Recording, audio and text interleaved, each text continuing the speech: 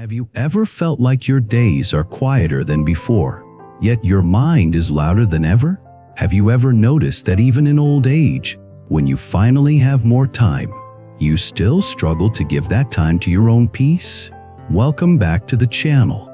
Today we are talking about focusing on your life in old age, not as a selfish turn away from family or the world, but as a wise return to the only place you can truly train freedom, your own mind. Because the later years can be the most peaceful chapter, but only if you stop living as if your attention belongs to everyone else first. Many people enter old age thinking they will naturally become calmer. They imagine that once work slows down and responsibilities reduce, peace will automatically arrive. But for many people, the opposite happens. The mind becomes more exposed.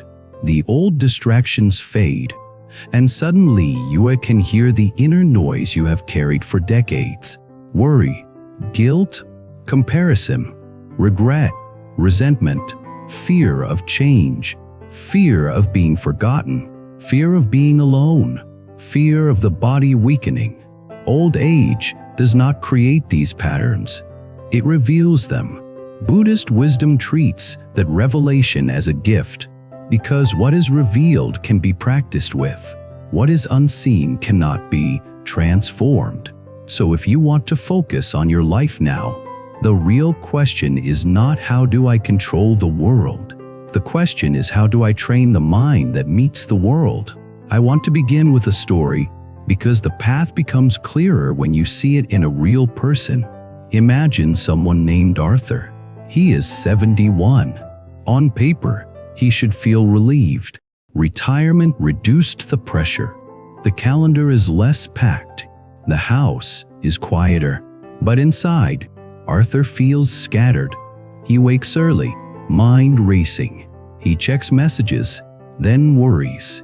He watches news, then tightens. He thinks about his children, then feels guilt.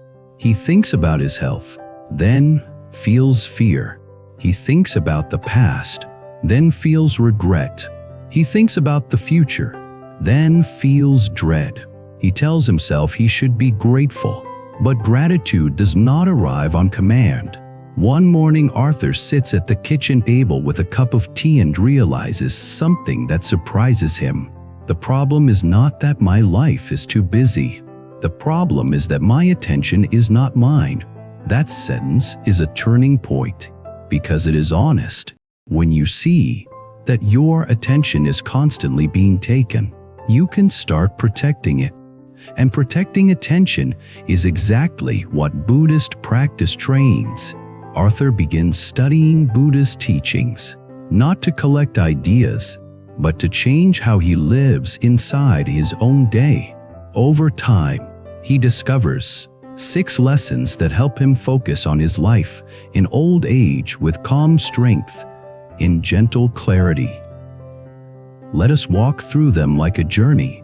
Lesson 1 is to recognize that attention is your most precious resource, and you must guard it like you would guard your health. In old age, energy becomes more valuable. The body has less tolerance for unnecessary stress. The nervous system becomes more sensitive. Yet many people still feed their minds constant agitation. They absorb every crisis, every opinion, every argument, every complaint. They let other people's emotions become their responsibility. Then they wonder why they feel exhausted. Buddhism teaches mindfulness and right effort. Right effort is not doing more. Right effort is using energy wisely. And that begins with guarding attention. Arthur realizes his attention leaks in predictable places. He reads upsetting content late at night. He answers messages immediately, even when he is tired. He listens to people complain without boundaries. He replays old conversations as if replaying will change the past. He tries to solve other people's lives in his head. He begins a simple practice. Before giving attention to anything, he pauses and asks, Is this nourishing or is this draining? Not in a selfish way, in a wise way, because if your attention is drained, you have less kindness, less patience, less presence, and those are the things that make old age peaceful. He starts limiting what he consumes. He chooses fewer sources of information. He reduces exposure to constant outrage. He stops feeding the mind what keeps it sick. And he notices something quickly. The mind becomes quieter not because life became easier, but because he stopped pouring gasoline on the fire. Lesson 2 is to stop living from comparison, because comparison makes your own life feel like a mistake. Comparison does not retire when you retire. In some people, comparison becomes stronger in old age. You compare your health to someone who seems stronger. You compare your family to someone who seems closer. You compare your finances to someone who seems secure. You compare your body to your younger self. You compare your life story to a fantasy of what it should have been. Buddhism sees comparison as craving for a different reality. Craving creates suffering because it turns the present into something you must escape. Arthur notices that when he meets old friends, he silently measures himself. Who looks younger? Who has more money? Who travels more? Who seems happier? Then he goes home and feels empty. He realizes he is poisoning his own days with a scoreboard. A Buddhist teacher tells him something that stays with him. You cannot focus on your path while staring at someone else's lane.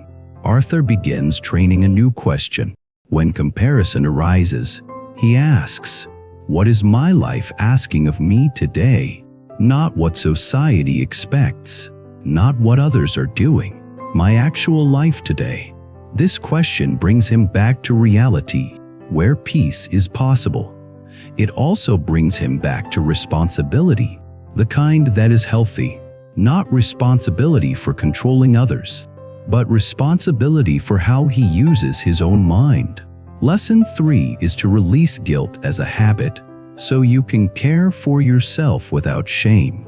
Many older people have a difficult relationship with self-focus because guilt appears immediately.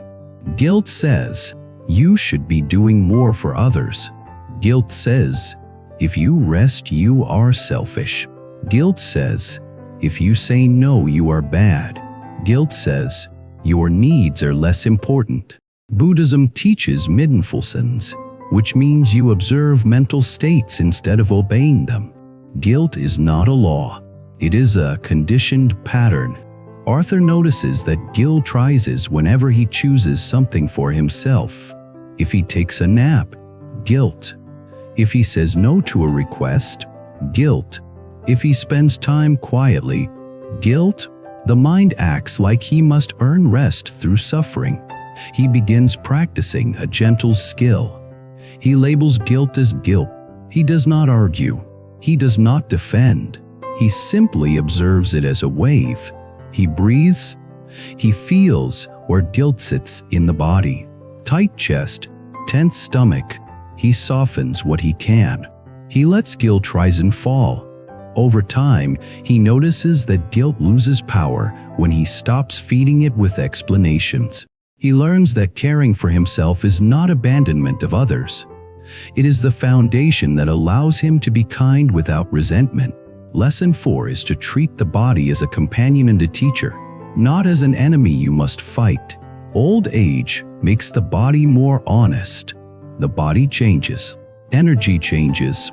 Sleep changes. Digestion changes. Pain may appear more often. Many people respond by fighting the body, insulting it, shaming it, comparing it to youth. That inner war adds suffering. Buddhism teaches impermanence.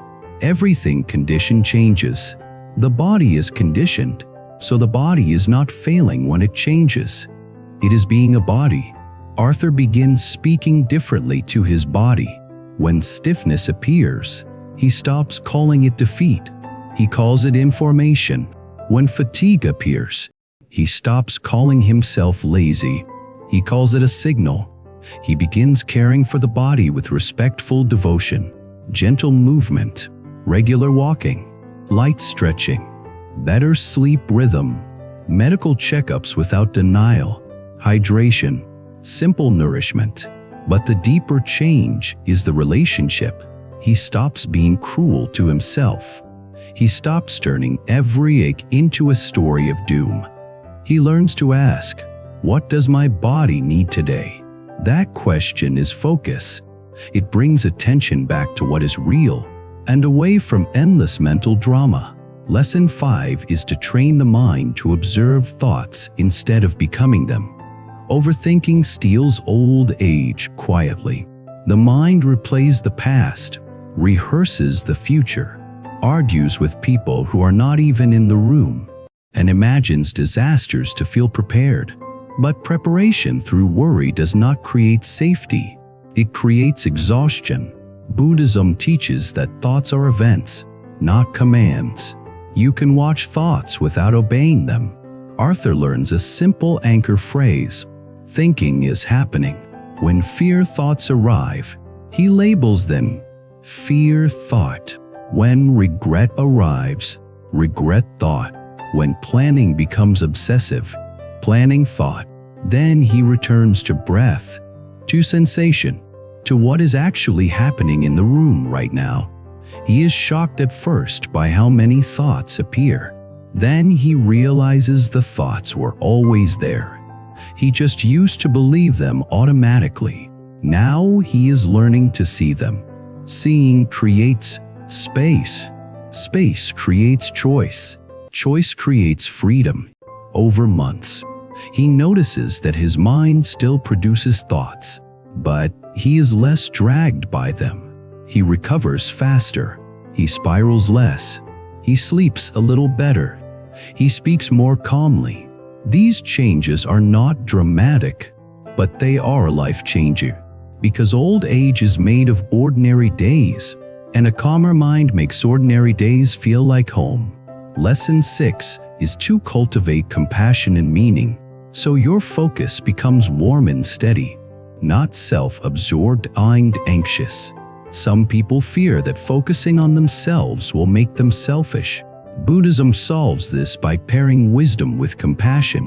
When you focus on your life, you do it to reduce suffering, not to inflate ego. You learn boundaries so you can love without resentment. You learn presence so you can connect without clinging. You learn kindness so you can live with dignity. Arthur begins practicing loving kindness quietly. In the morning he whispers, "May I be at ease. May I be safe. May I be free from unnecessary suffering." Then he extends it outward. "May others be at ease." He does not force a feeling. He trains an intention. Intention shapes karma. Karma shapes the mind. The mind shapes the life you live. He also begins looking for quiet meaning, not applause, not status. Meaning through practice, meaning through service in small ways, meaning through being a calmer presence for the people around him. He notices that when he helps from steadiness, he feels fulfilled. When he helps from guilt, he feels drained. This lesson brings everything together, because focusing on your life is not only about reducing stress. It is about becoming someone who lives with awakening, wisdom, compassion, and a clean heart. That is the deepest form of self-care. Now I want to weave these 6 lessons into one continuous day, so you can feel how they work in real life. Arthur wakes and instead of grabbing his phone, he takes 3 slow breaths. He feels his body and softens tension. He chooses what he will feed his mind today. He eats simply without flooding himself with noise. He takes a gentle walk and feels each step. He says no to one unnecessary obligation without over-explaining. He notices a comparison thought and returns to his own life. He notices guilt and lets it pass. He feels an ache and responds with care instead of panic. He catches an overthinking loop and labels it. He offers loving kindness quietly. He ends the day with gratitude and a slower exhale. Nothing here is dramatic, yet everything here is powerful, because this is how you reclaim your life in old age, not by doing more, but by returning, again and again, to what is true. Arthur still has challenges. The body still changes. The world still shifts. But he is no longer scattered. He is no longer living as a nervous system for everything outside him. He is practicing a steadier home inside. And that steadier home changes how old age feels. It becomes less like being left behind and more like coming back. Now I want to speak to you directly for a moment. If you feel scattered in old age, do not try to fix everything at once. Start smaller than you think you need. One breath, one boundary, 1 hour of less noise, one walk with presence, one moment of letting a thought pass, one act of kindness toward your body, 1 minute of loving kindness. Small practice becomes big change. That is karma. Repeated intention shapes the mind. The mind you shape becomes the home you live in. Before we end, I want to ask you something. Where does your attention leak the most right now? Fear, guilt, comparison, resentment, or constant overthinking? And what is one small practice from today that you are willing to try to bring your attention back home? Share your thoughts in the comments if you want to. Your story might help someone else who feels scattered realize they can return to. If this video helped you, please support the channel by subscribing, liking, and commenting. It helps more people find calm wisdom when they need it most. Thank you for spending this time with me. Take one slow breath right now. Feel your body supported. Let the shoulders soften. Let the jaw relax. And remember, focusing on your life in old age is not selfish. It is wisdom. It is compassion. It is practice. It is the quiet courage to live from the inside out. Until next time, be gentle, be steady, and keep coming home to what matters.